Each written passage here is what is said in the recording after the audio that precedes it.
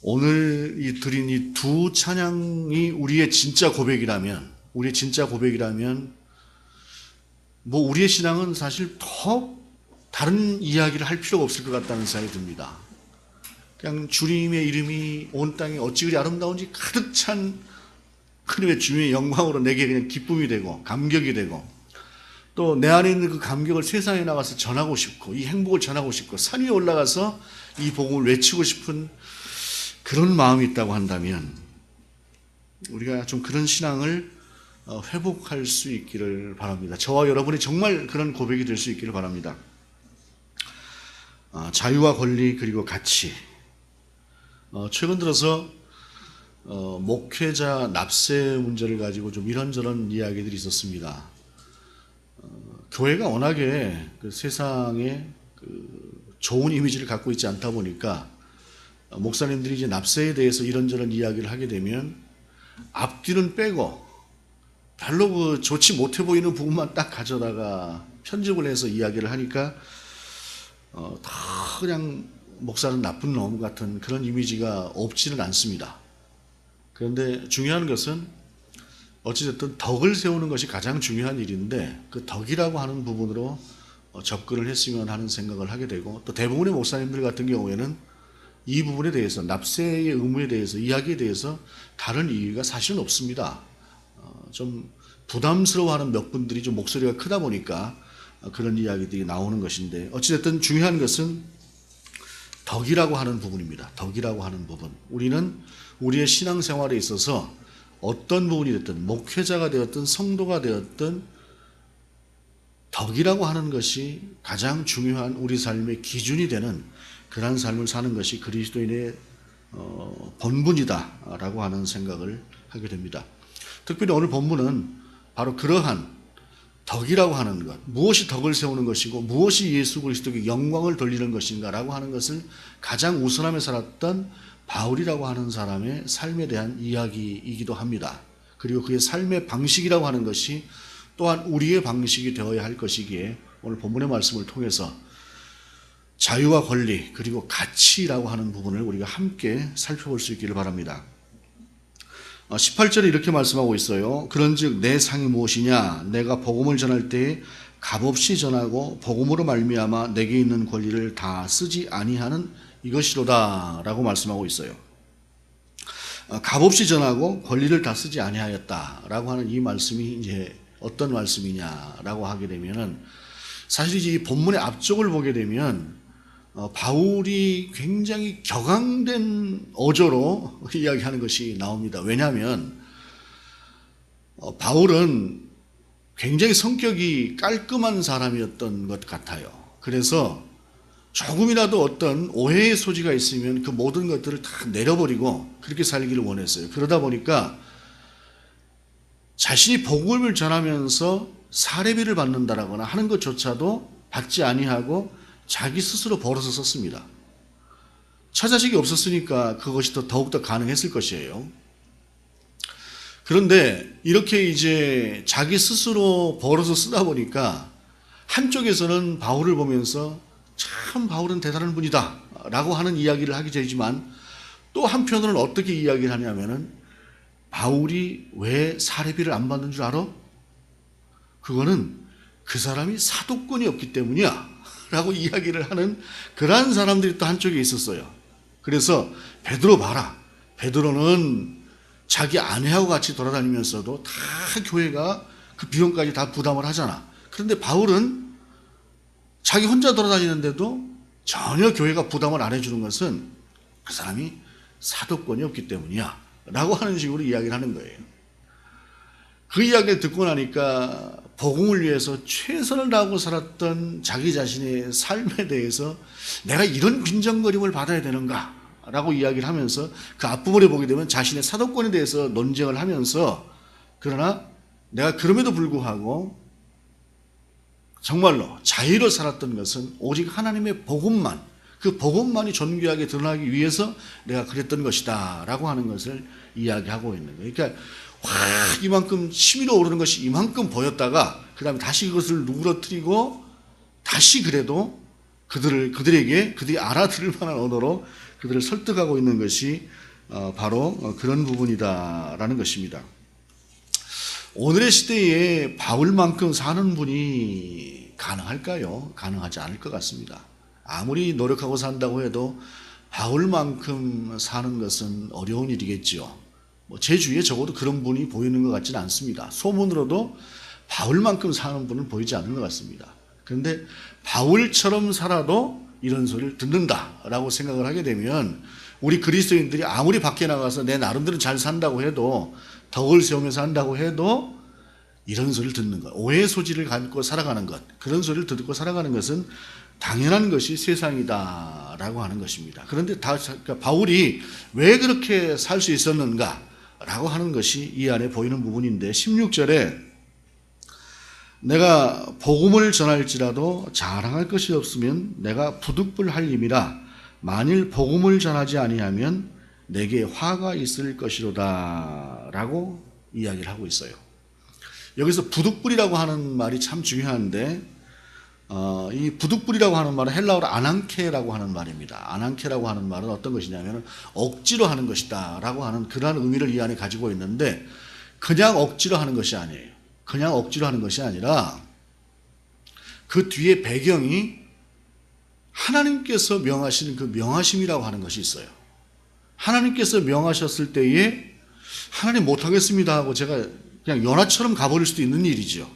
그러나 하나님의 그 명하심이라고 하는 것이 너무도 엄중해서 그것을 차마 거절할 수가 없는 그러한 상황에서 자기 자신이 행하게 되는 것을 보고 오늘 본문에서는 부득불하게 되었다라고 하는 표현을 하게 되는 거예요.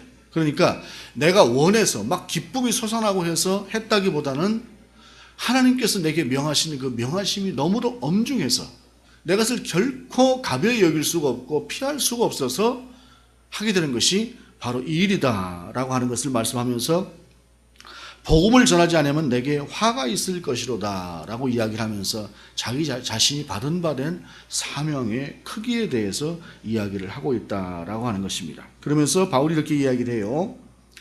17절에 내가 내 자의로 이것을 행하면 상을 얻으려니와 내가 자의로 아니한다 할지라도 나는 사명을 받았노라 라고 이야기를 하면서 동시에 자기 자신이 하나님으로부터 사도권을 받았다, 예수 그리스도부터 사도권을 받았다라고 하는 표현을 나는 사명을 받았다라고 이렇게 이야기를 하고 있는 것입니다.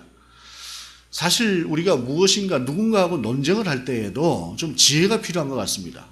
이기려고 하는 것이 아니라 상대를 설득하려고 하는 태도가 필요한데 우리는 논쟁을 하게 되면 이기려고만 해요. 이기려고만. 그런데 논쟁을 하다 보면은요, 져주는 것이 이길 때가 있습니다.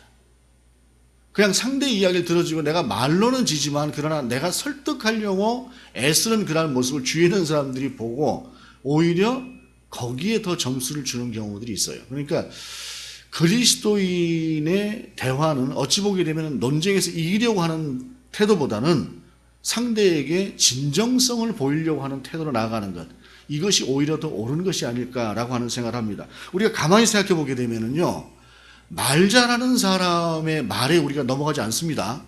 오히려 그 사람이 가진 그 진정성이라고 하는 것을 가지고 이야기를 하고 나올 때, 그리고 그 사람의 삶이 뒷받침이 되실 때 오히려 우리는 훨씬 더 그 사람의 말을 귀하게 여기고 존중하는 것이기 때문에 그렇다라고 하는 것입니다. 그러면서 바울은 자기 자신이 사명을 받아서 이 일을 했다라고 이야기를 하고 있는 것이죠. 여러분, 이것은 바울만의 이야기는 아니죠. 저와 여러분 모두가 다 그런 하나님의 사랑을 받았고 그런 하나님의 소명을 받은 사람들임에 분명한 우리들입니다. 그런데 우리가 예수 그리스도의 피로 값주고 사신 바 된 존귀한 존재임에도 불구하고 스스로 그것을 자기의 그 정체성이라고 하는 것을 갖지 못함으로 말미암아 우리의 삶이 능력도 그리고 삶의 모습도 좀 달라진다라고 하는 그런 생각을 하게 됩니다. 그러면서 자기 자신이 종이 된 이유에 대해서 바울은 이렇게 19절을 이야기를 해요. 내가 모든 사람에게서 자유로우나 스스로 모든 사람에게 종이 된 것은 더 많은 사람을 얻고자 함이라 라는 것입니다. 자기 자신 안에 있는 복음의 크기라고 하는 것, 예수 그리스도의 사랑의 크기라고 하는 것이 너무도 컸기 때문에 자기 스스로 누릴 수 있는 자유를 포기해 가면서 자기 자신은 그렇게 복음을 전하고 있다라고 이야기를 하는 것이죠. 여러분, 자유를 아는 사람의 자유와 자유를 모르는 사람의 자유가 틀립니다. 사랑을 받아본 사람이 아는 사랑의 크기와 사랑을 받아보지 못한 사람의 사랑의 크기가 달라요. 바울은 그 어마어마한 하나님의 사랑의 크기를 알고 경험했기 때문에 그렇게 복음을 전하고 있는 것이죠. 오래전 일입니다. 30년이 넘었는데 미국에 이민을 갔던 제 후배가 우리나라에 와서 이야기를 하다가 자기 자신이 선교사로 나가고 싶은데 지금 미국에서 누리고 있는 그 삶이라고 하는 것이 자기에게 습관되지 않도록 자기가 지금 애를 쓰고 산다라는 이야기를 하더라고요. 들어보니까 30년 이상 됐어요. 30년 전쯤인데 자기 집에 그때 당시에 우리는 이제 차가 뭐 다 4기통 차인데 뭐 기통이라고 하는 것 자체가 지금 별로 의미가 없을 수 있겠지만 6기통, 8기통 되는 그 엄청난 큰 차가 자기 집에 3대래요. 3대를 가지고 살아간다고 이야기를 하더라고요. 그때 당시 뭐 7년도 그쯤 됐던 것 같으니까 그때 누가 그렇게 우리나라에서 뭐 포니 정도나 이렇게 비슷한 차 정도 끌고 다니는 정도지 뭐 그런 차들을 끌고 다니지 못하던 시대에 자기는 자기 집에는 이렇게 대형 차량을 3대를 끌고 다니면서 사는데 거기에 자신이 습관되고 나면은 하나님의 복음을 전하러 어떤 오지 하나님이 보내셨을 때에 자기가 그것을 감당하지 못할 것 같다라는 그러한 이야기를 하더라고요. 사람이라고 하는 것이 문명도 그렇고 부유함도 그렇고 자유도 그렇고 사랑도 그렇고 누리고 받아본 사람이 그것을 아는 거예요. 자유라고 하는 것. 제가 1987 영화를 다시 한번 또 이야기를 하고 싶습니다. 지금의 시각으로 그때의 모습을 들여다보니까 그때 어떻게 살아냈는가 하는 생각이 들어요. 그 시대에 진짜 누군가는 술 한잔 마시고 전두환이가 라고 하는 말 한마디 했다고 해서 그대로 붙잡혀서 삼천교육대라고 하는 곳에 끌려갔던 시대가 그 시대예요. 그런 시대를, 그 두려움의 시대를 어떻게 살아냈는가라는 생각을 해보게 되는데 우리가 이런 자유를 알고 있기 때문에 그 자유를 다시는 빼앗기지 않겠죠. 알기 때문에 그러는 것입니다. 바울은 그런 자유를 누려봤던 사람이에요. 그럼에도 불구하고 그 모든 것들을 내려놓고 억지로라도 무릎을 꿇으면서 사람들에게 다가갔던 것은, 그들의 종처럼 되었던 것은 복음을 전하기 위해서였던 것입니다. 그 안에는 하나님의 사랑에 대한, 하나님의 복음에 대한 그 깊이와 크기가, 남다름이 분명히 있었다는 것이죠. 때로는 무례한 사람도 있었을 것입니다. 여러분, 살다 보면은 참 무례한 사람들이 있어요. 자기밖에 모르는 사람들. 그리고 억지를 쓰는 사람들도 있습니다. 정말로 여러 가지의 사람들이 없지 않아요. 말도 안 되는 이야기를 하면서 자기 주장만 이야기를 해대는 사람도 있고, 조금만 이렇게 무엇인가 좀 말실수를 해도 지독하게 공격적인 사람도 있고, 그런 사람들 속에서 그거 모든 것들을 다 받아주면서 그들에게 고개를 숙이고 들어갔던 이유는 바로 그들에게 복음을 전하기 위해서 그랬던 것이다 라고 하는 것을 이야기를 하면서 이렇게 이야기를 합니다. 20절에 유대인들에게 내가 유대인과 같이 된 것은 유대인들을 얻고자 하며 율법 아래에 있는 자들은 내가 율법 아래에 있지 아니하나 율법 아래에 있는 자같이 되는 것은 율법 아래에 있는 자들을 얻고자 함이요 라고 이야기를 하면서 율법이 전부인 것처럼 생각하면서 살아가는 사람들, 예수 그리스도가 이 땅에 오셔서 십자가에 달리시고 죽으시고 부활하심으로 말미암아 하나님의 의를 온전히 이루신 그 의라고 하는 부분에 대해서도 예수 그리스도를 통해서는 불완전하다고 생각을 하고 여전히 율법을 지켜야 된다고 생각하는, 아직도 헤어나지 못하는 그 유대인들을 그래도 인정하면서 그들 속에 들어갔던 그 이유가 바로 무엇이냐면은 그들에게서 그 생각을 걷어내주기 위해서 그들의 문화 속에서 같이 함께 살아내고 그것이 틀렸다라고 그들을 설득하면서 살았던 것이 바로 율법 아래에 있는 자들에게는 율법 아래에 있는 자들처럼 되었던 그 이유가 거기에 있었다라고 하는 사실입니다. 이미 율법이라고 하는 것은 구원과는 아무런 의미가 없는, 율법이라고 하는 것이 필요한 것은 무엇이냐면 그리스도인의 품격을 위해서 존재하는 것이지 그것이 그리스도의 구원을 위해서 존재하는 것은 아니거든요. 바로 그것을 그들 가운데 이미 알고 있음에도 불구하고 그들의 삶 가운데 들어가서 그 답답한 모습들을 같이 겪어냈던 것은 바로 그들을 구원하기 위해서 그랬다라고 하는 것을 이야기하고 있는 것이라는 것입니다. 반대로 율법 없는 자에게는 내가 하나님께는 율법 없는 자가 아니요 도리어 그리스도의 율법 아래 있는 자이나 율법 없는 자와 같이 되는 것은 율법 없는 자들을 얻고자 함이라.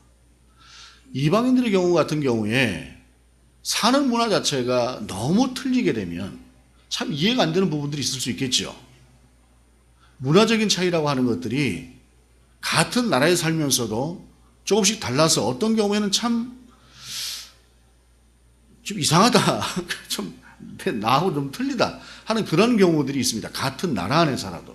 그런데 나라가 다르고 민족이 다르고 문화가 너무 다르게 되면 그건 참 힘들어요.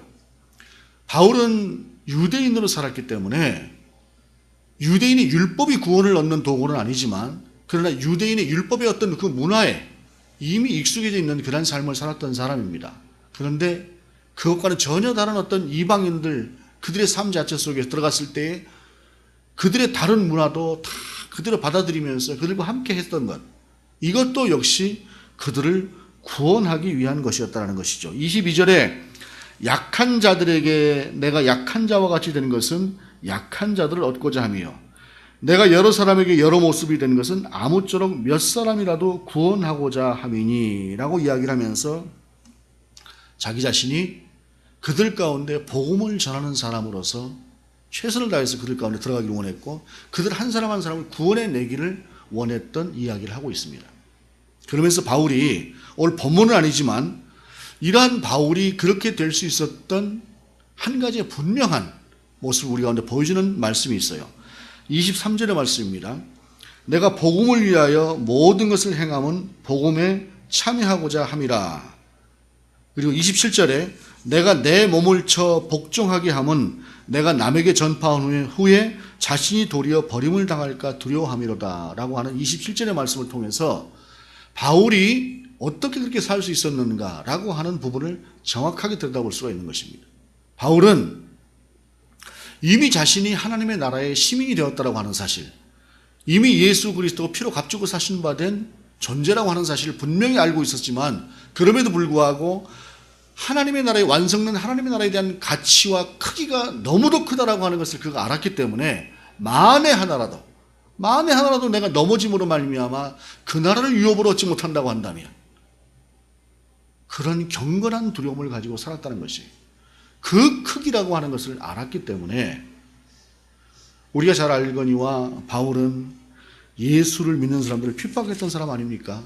그런데 그가 다메섹 도상에서 사울아 사울아 어째 내가 나를 핍박하느냐 라고 하는 자기 자신이 핍박했던 그 예수 그리스도를 만난 것이 자기 자신이 죽이려고 했고 자기 자신이 핍박했고 회방했고 어떻게 해서든 그 믿는 자들조차도 죽이려고 했던 그분의 그 음성이라고 하는 것이 본문에는 성경 속에서는 사울아 사울아 어째 내가 나를 핍박하느냐라고 하는 그 한마디로 나오지만 그러나 그 음성 속에 그 행간 속에 들어있는 그리스도의 사랑이라고 하는 그 크기라고 하는 것을 그가 느꼈던 것은 아마도 엄청났던 것이에요.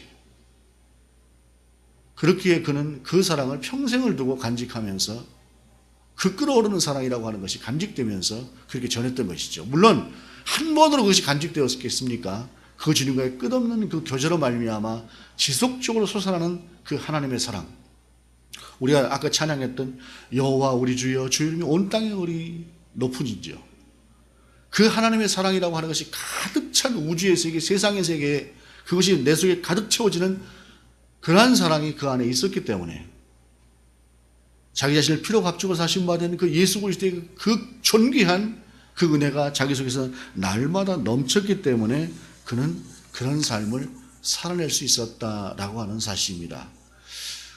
우리에게 필요한 것은 그 하나님의 사랑이 좀 더 우리 안에 솟아날 수 있도록 우리 자신을 하나님께 맡겨드리는 삶이고 좀 더 하나님께로 나아가는 삶이죠. 지난 주간에 그 회개라고 하는 그 주제로 이야기할 만한 그런 사건들이 있었죠. 어떤 분이 자기 자신이 교만했던 과거의 삶이라고 하는 것을 돌이켜 하나님 앞에 회개하면서 새롭게 그리스도인이 되었습니다 라고 하는 것을 사람들 속에 간증을 하고 다녔고,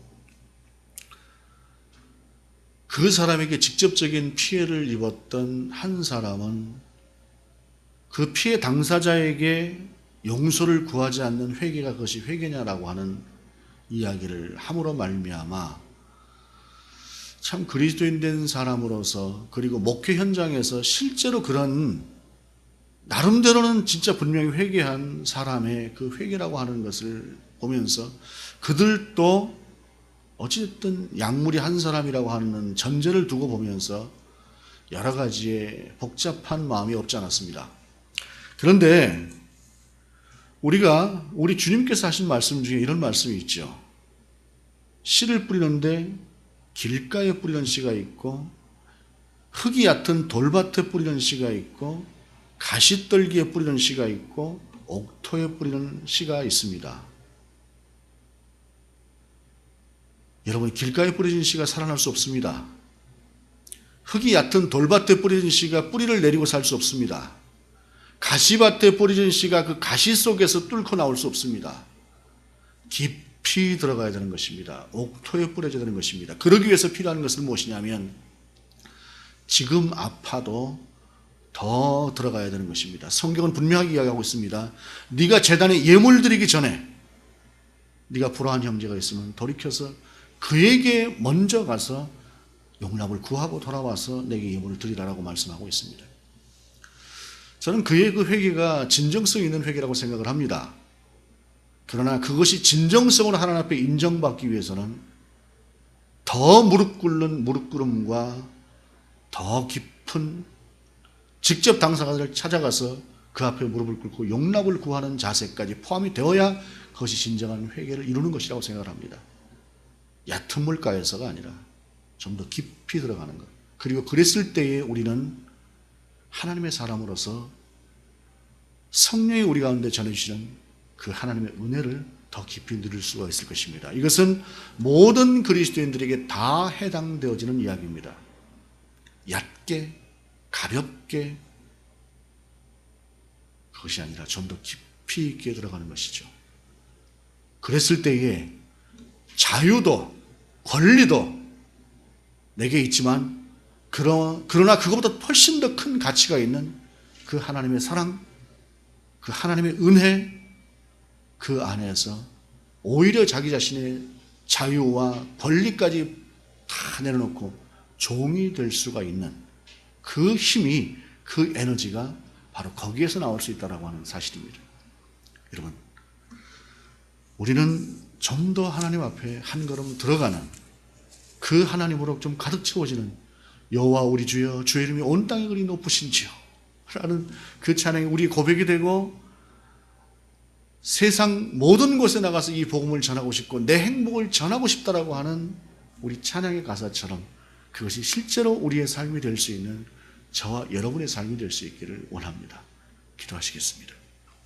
하나님, 우리가 자유한 사람이고 또한 자유인으로서의 마땅한 권리가 있는 사람이지만 하나님, 그것보다 더 큰 것, 더 큰 가치, 우리 주 예수 그리스도로 말미암아 그리스도인 된